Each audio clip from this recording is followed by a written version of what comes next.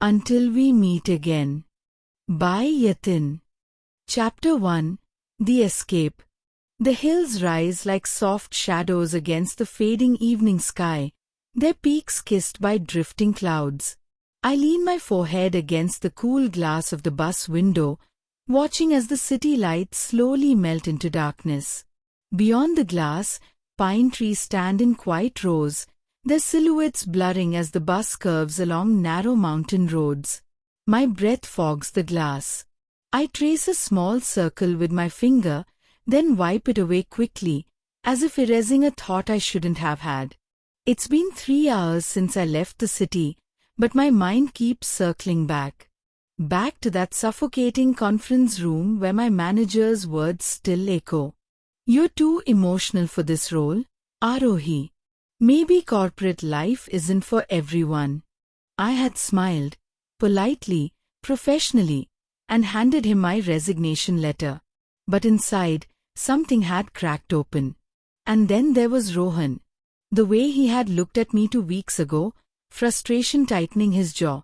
"You're always chasing something that isn't real," he'd said. "Why can't you just settle with me?" But wasn't that what I'd been doing all along? Settling? Settling for a job that drained me, a love that felt conditional, a life that didn't feel mine? The bus jerks suddenly, pulling me out of the spiral.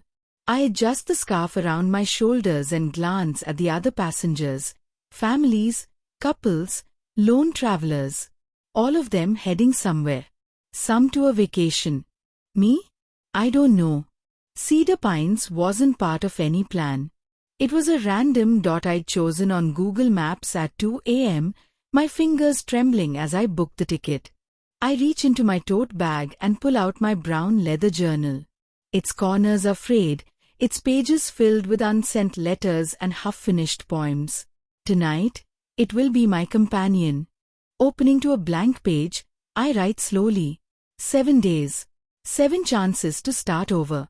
To fall in love with life, or maybe with myself. I smile faintly at the words, though my chest still feels heavy. The driver switches on the radio. A soft tune floats through the bus, a love song I once played on repeat. I quickly shut my eyes. Outside, the road twists higher into the hills, the air growing thinner, cooler, and somewhere in the distance, hidden among the pines and mist, awaits Cedar Pines homestay. The bus screeches to a halt on the narrow, winding road, jolting me awake. For a moment, I'm not sure where I am. Then the fog outside the window reminds me, this isn't the city anymore.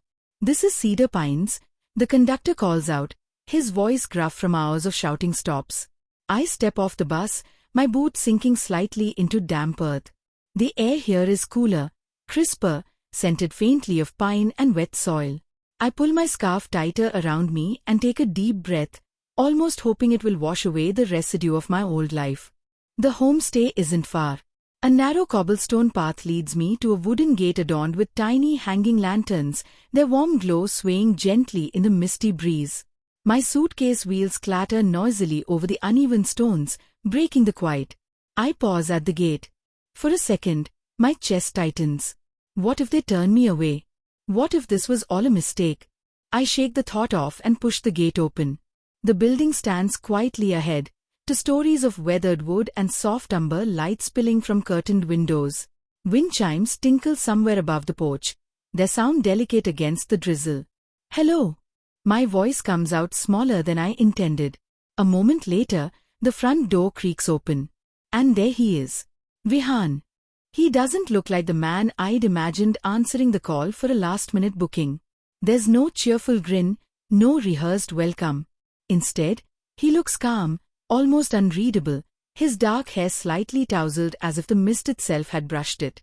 A faint stubble shadows his jaw, and his warm brown eyes meet mine briefly before flicking to my rain-speckled suitcase. "You must be Arohi." His voice is low, unhurried. "Yes," I manage, gripping my tote bag tighter. "Room 3. He hands me a brass key tied to a simple wooden tag. His fingers brush mine for the briefest second. Breakfast is till 9. Towels are in the wardrobe. I nod, unsure what else to say. He doesn't ask about my journey or why I look like I haven't slept in days. I like that. As I climb the creaking staircase, I feel his gaze linger, not curious, not intrusive, just there. My room smells faintly of lavender and wood polish. I drop my suitcase by the door, peel off my damp scarf, and sit on the edge of the bed. The soft hum of rain against the window fills the silence. Reaching for my journal, I open to the same page from the bus ride and write. Day 1. I arrived. I'm not sure if this place will heal me, but at least the air here doesn't feel heavy. I pause. And the man at the door, why did his quiet feel louder than the city ever did? Closing the journal, I curl under the thick quilt, letting exhaustion pull me under. Outside, the wind carries the faint scent of cedar and something else, something almost like hope. Thank you so much for watching. Please like, share, and subscribe to my channel and press the bell icon for regular updates.